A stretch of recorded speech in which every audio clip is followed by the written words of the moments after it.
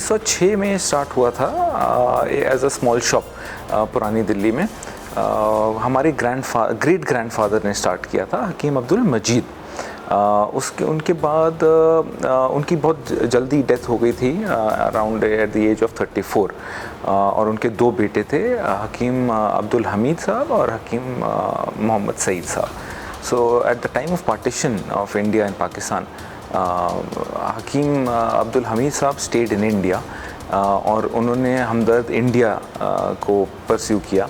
और Hakim Saeed Sahab went to Pakistan in Karachi and he pursued Hamdard in Pakistan. हमें ये पता चला कि अमेज़ॉन के ऊपर हमदर्द पाकिस्तान का, अमेज़ॉन इंडिया की वेबसाइट पे हमदर्द पाकिस्तान मैन्युफैक्चर्ड रूह अफ़ज़ा बिक रहा है।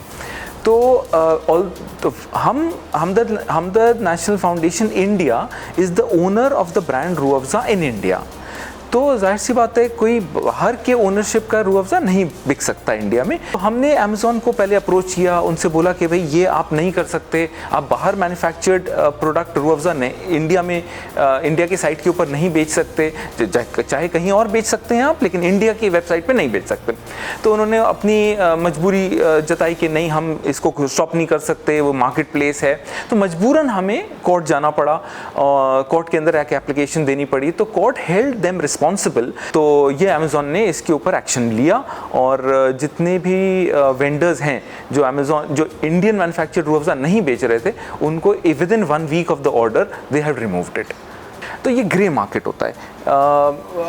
पाकिस्तान, जाहिर सी बात है, Pakistan manufactured product all over the world बिक रहा होगा, दुबई में बिक रहा होगा, कहीं से बिक रहा होगा। तो there is a lot of trade between India and UAE. For instance, UAE से कुछ प्रोडक्ट्स वापस आते हैं इंडिया। तो उस सेक्टर को केटर करने के लिए there is this reverse flow of products which also comes into India, which is although manufactured in India but comes from outside India as well. Rooh Afza जो कंज्यूम कर रहा था, वो रूह अफ़ज़ा इंडियन करेगा तो हमें इंडिया मैन्युफैक्चर्ड रूह अफ़ज़ा होगा। अगर वो कहीं बाहर के मैन्युफैक्चर्ड करेगा तो जाहिर सी बात है, वो इंडियन एंटिटी जो हमारी है उसका कंज्यूम नहीं हो रहा होगा, बाहर की एंटिटी का कंज्यूम हो रहा होगा। तो Indian entity will obviously get affected. नहीं, so market is very very different. जैसे इंडियन मैन्युफैक्चर्ड रूह अफ़ज़ा पाकिस्तान में नहीं बिक सकता, वैसे ही पाकिस्तान मैन्युफैक्चर्ड प्रोडक्ट इंडिया में नहीं बिक सकता, because the owners are separate, the ownership entity is separate। अब आप देख रहे हैं, आप 115 साल हो गए सिर्फ इसी प्रोडक्ट को। Now it is a closely held secret.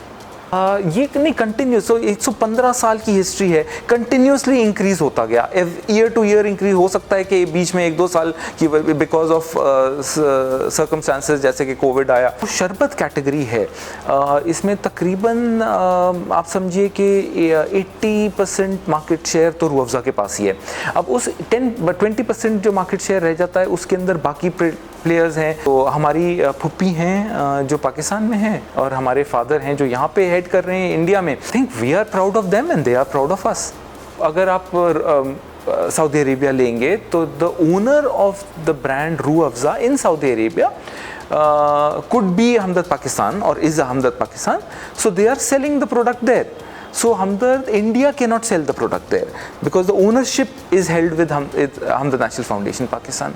So similarly in Australia, the owner of the brand Ruh Afza is Hamdard National Foundation India. So Hamdard manufactured in Pakistan cannot be sold in Australia.